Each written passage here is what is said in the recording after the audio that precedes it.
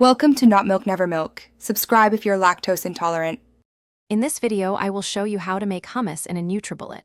First, let's gather our simple ingredients.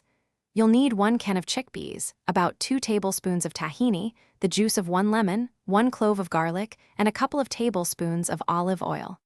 Make sure your chickpeas are well drained and rinsed. Having everything prepped makes the blending process super quick and easy, so you can enjoy fresh hummus in minutes. Now, let's get everything into the Nutribullet cup. Start by adding your drained chickpeas, 2 tablespoons of tahini, the fresh juice from 1 lemon, and your peeled garlic clove. Next, pour in 2 tablespoons of olive oil and a small splash of water to help with blending.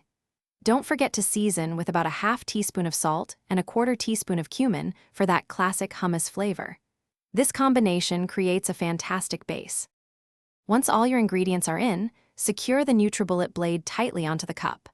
Blend for about 30 seconds to 1 minute, or until the mixture is completely smooth and creamy. If it seems too thick, add 1 to 2 tablespoons of cold water, one at a time, and blend again. Remember to occasionally stop and scrape down the sides of the cup to ensure everything is incorporated evenly for that perfect texture. Your delicious homemade hummus is now ready. Transfer it to a serving bowl and drizzle generously with a little extra virgin olive oil. For a beautiful finish and added flavor, sprinkle with some paprika or fresh chopped parsley. This hummus is perfect with pita bread, vegetables, or as a spread.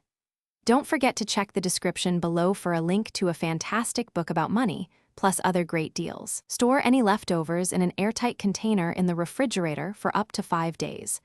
Enjoy your fresh, easy hummus.